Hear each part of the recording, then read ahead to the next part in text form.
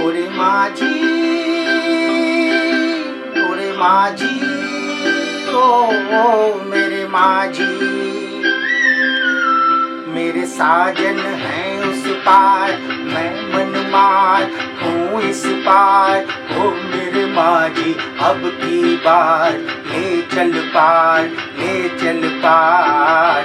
मेरे साजन हैं उस पार, मैं मनमार हूँ इस पार।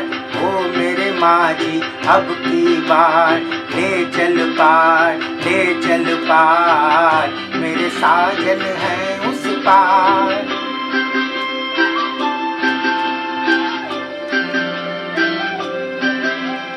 ओ मन की किताब से तुम मेरा नाम ही मिटा देना। गुण तो न था कोई भी, अवगुण मेरे भुला देना। मन की किताब से तू मेरा नाम ही मिटा देना। गुण तो न था कोई भी, अवगुण मेरे भुला देना। मुझे आज की विदा का, मुझे आज की विदा का मर के भी रहता इंतजार। मेरे साजन हैं उस पार, मैं मनमार हूँ इस पार। ओ मेरे माझी अब की बार ले चल पार, ले चल पार। मेरे साजन हैं उस पार।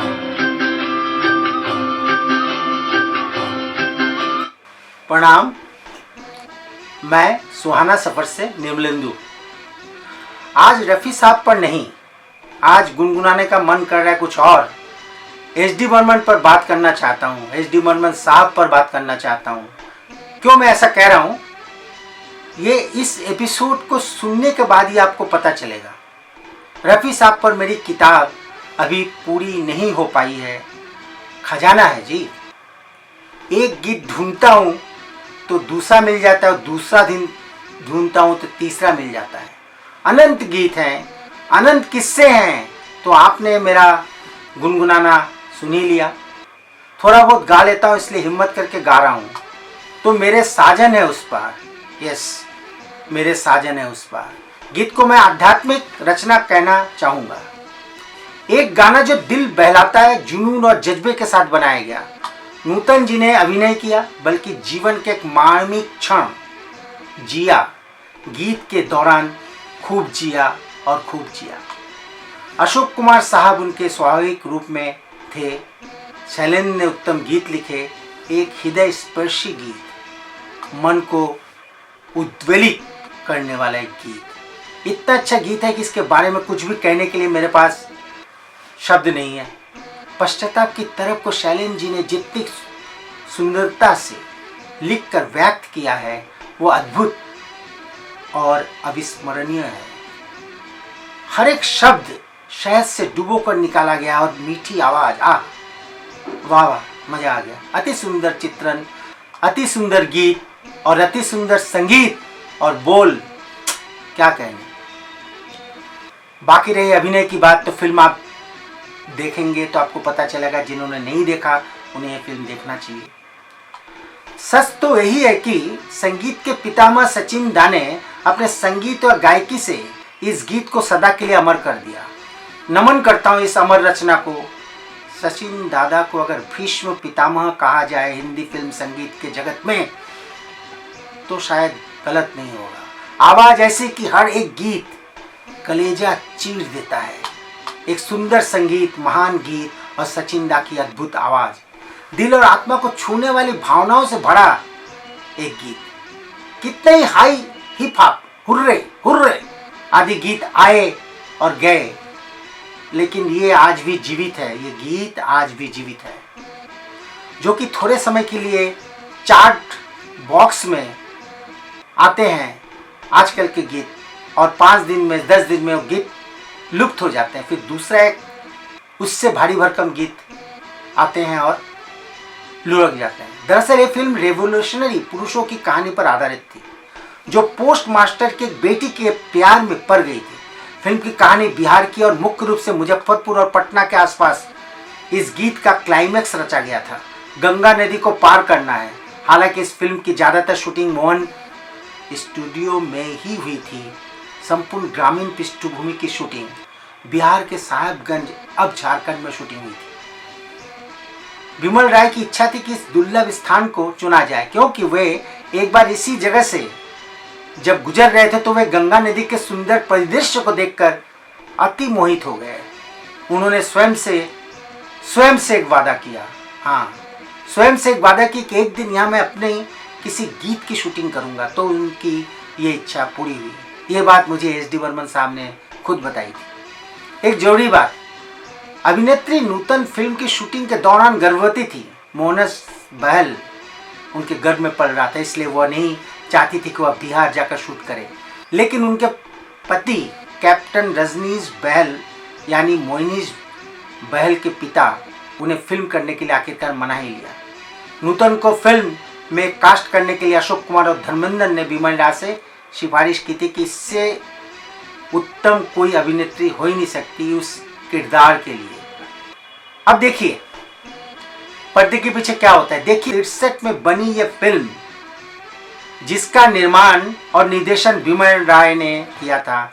उन्होंने इससे पहले 2 बीघा जमीन और देवदास जैसी क्लासिक फिल्मों का निर्देशन किया था। यह फिल्म एक पूर्व जेल अधीक्षक जरासंध चारुचंद्र चक्रवर्ती द्वारा बांग्ला उपन्यास तामसी पर आधारित है, जिसने उत्तरी बंगाल में एक जेलर के रूप में अपने करियर का ज्यादातर समय बिताया और अपने अनुभव के कई काल्पनिक संस्करण लिखे और वो प्रकाशित भी हुए। बंदिनी साल 1963 की 10वीं सबसे ज्यादा कमाई करने वाली फिल्म थी, लेकिन इस फिल्म को बॉक्स ऑफिस ने सेमी हिट ही घोषित किया था। जबकि इसे न केवल आलोचकों की खूब प्रशंसा मिली बल्कि उस साल के फिल्म फेयर अवार्ड्स के 6 पुरस्कार, कितने 6 पुरस्कार जीते। सर्वश्रेष्ठ फिल्म और सर्वश्रेष्ठ निर्देशक का पुरस्कार, साथ ही साथ सर्वश्रेष्ठ अभिनेत्री का भी पुरस्कार मिला। सच तो यही है कि आज भी 1960 के दशक की एक ऐतिहासिक फिल्म मानी जाती है, विशेष रूप से निर्देशक विमल राय की, जो यथार्थवादी के जन्मदाता है, यथार्थवाद फिल्मों के जन्मदाता है। फिल्म की पटकथा नवेंदु घोष ने लिखी थी, जिन्होंने पहले विमल राय की फिल्में देवदास 1955 में बनी थी और सुजाता 1959 में बनी थी, उन्होंने लिखी थी। एस डी बर्मन उन दिनों अपने संगीत करियर की ऊंचाई पर थे। उन्होंने इस फिल्म के लिए न केवल गीतों की रचना की बल्कि खुद का चुनाव भी इस गीत को गाने के लिए किया। यहाँ एक और राज की बात बता दें जो बहुतों को नहीं पता। शुरू में तो उन्होंने सोचा कि वह इस गीत को रफ़ी साहब से ही गवाएंगे। क्यों गवाएंगे?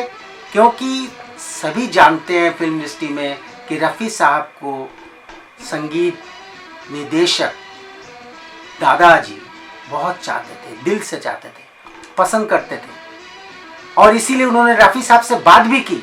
लेकिन रफ़ी साहब ने गीत को सुनते ही कह दिया, बर्मन दा ये आप ही गाएं क्योंकि आप ही का गीत है, हम इसके साथ न्याय नहीं कर सकते, क्योंकि जब हम विदा का गाएंगे उस विदा के में जो ऊपर जाना है, जो एक खनकती हुई आवाज़ आती है, वो आवाज़ हम यहाँ नहीं ला पाएंगे और आप ही इस गीत के साथ न्याय कर सकते हैं। तब बर्मन दा ने भी माना कि क्योंकि विमल राय भी यही चाहते थे,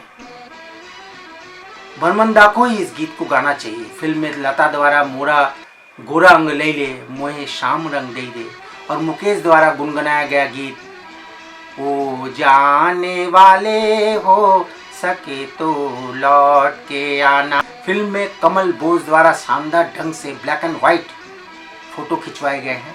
उन्हें वर्ष के लिए फिल्म फेयर पुरस्कार भी मिला। इस फिल्म में गुलजार ने भी एक गीत लिखा है, ये उनका दूसरा गीत है गीतकार के रूप में। दरअसल गुलजार साहब फिल्म में गीतकार के रूप में सहायक निर्देशक के रूप में काम कर रहे थे। इस बात को जरा नोट करने वाली बात है, वो इस फिल्म के सहायक निर्देशक थे संगीतकार की हैसियत से। गुलजार साहब के बारे में एक बात शेयर करते हैं। दरअसल गुलजार चाहते थे कि उन्हें भी एक गीत मिल जाए, लेकिन निर्माता और निर्देशक बिमल राय ने गुलजार जी को मना कर दिया था कि उनके लिए इस फिल्म में कोई गीत नहीं है। जी हाँ, कोई गीत नहीं है जो कि गुलजार लिख सके। लेकिन संगीत निर्देशक SD बर्मन दादा, जिन्हें कला की पुजारी कहा जाता है, जिन्हें भीष्म पितामह कहा जाता है, उन्हें इस बात की जानकारी थी। उन्होंने भांप लिया था कि इस बंदे में दम है। इसलिए गुलजार साहब को उन्होंने आश्वस्त किया और कहा कि चलो कुछ लिखो, देखते हैं। ये सारी बातें बिमल राय के सामने हुई थी, पीठ पीछे नहीं हो रही थी। बिमल राय जी उस सीटिंग में बैठे हुए थे। उन्हें फिल्म के सिचुएशन के बारे में बता दिया गया। कहते हैं कि गुलजार ने 5 दिनों में, केवल 5 दिनों में मोरा गोरा अंग लई ले मोहे शाम रंग दे दे।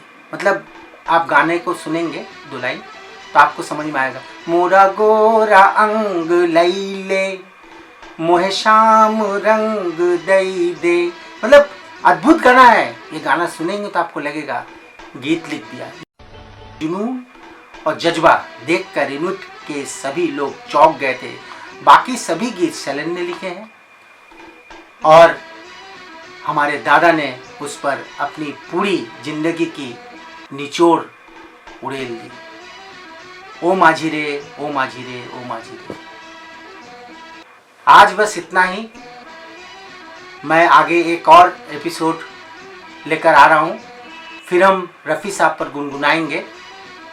रफ़ी साहब की चर्चा चलती मेरे मन में पूरे शरीर में एक सिरन सी महसूस होती है। मुझे लगता है कि देर हो रही है, लेकिन कोशिश कर रहा हूँ कि जल्द से जल्द वो काम मैं पूरा कर दूँ। प्रणाम।